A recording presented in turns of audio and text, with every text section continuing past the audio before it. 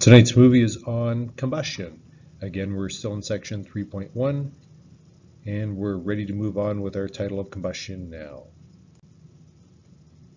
Your definition for combustion: a rapid reaction between a fuel, in this case we're focusing on hydrocarbon fuels, and oxygen, and it requires heat or spark to begin. There are two types of combustion in this case: incomplete and complete, and so we're going to contrast those now. Incomplete means there's insufficient oxygen for it to burn fully. The flame color will appear yellow and will be relatively cool. So think candles or campfires. Relatively cool flame, yellow flame, easy to see. The combustion is complete enough that it makes all the hydrogen in the molecule make water, but the carbon produces carbon solid or soot and or carbon monoxide. The key danger with incomplete combustion is carbon monoxide is deadly in very small quantities. It binds irreversibly to our red blood cells, so they can no longer transport oxygen, and that means that we die very quickly. In contrast, complete combustion means there is sufficient or excess oxygen present. We can see this quickly because the flame color is blue, and the flame is relatively hot, which is generally what we want. So Bunsen burners, we want blue flames, they're hotter, so they allow us to heat things up more quickly. And in most situations, complete combustion is what we desire. We will get two products, water, just like incomplete combustion, but the carbon will always be converted to carbon dioxide. No carbon soot, no carbon monoxide. The key danger here is the flame is hard to see, so it can spread fairly quickly when you don't notice it. Also, the heat is more intense, therefore it's more damaging when it does spread. Moving on now.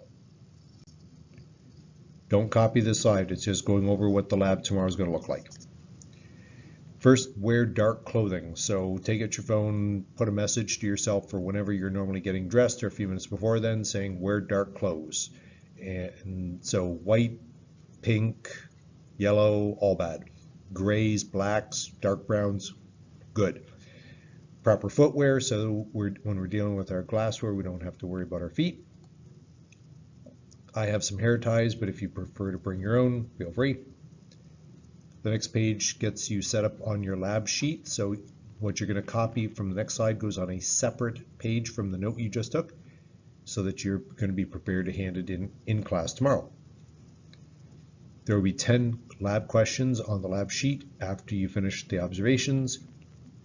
None of them are terribly long, so most of you will have no trouble finishing class time. So we're going to move on to the next slide. So remember a separate piece of paper from your note so we can start our lab report. Your title is Complete and Incomplete Combustion. Your purpose is to determine the impact of varying the ratio of acetylene to air on the completeness of combustion. We're going to be making acetylene gas. We're going to be putting it into test tubes, and we're going to put different amounts of acetylene into each test tube, and the rest will be air. Then we're going to burn them all, and we're going to see how they burn. Your materials and procedure, just write the line materials and procedure provided in class. Your observation chart is going to look like this.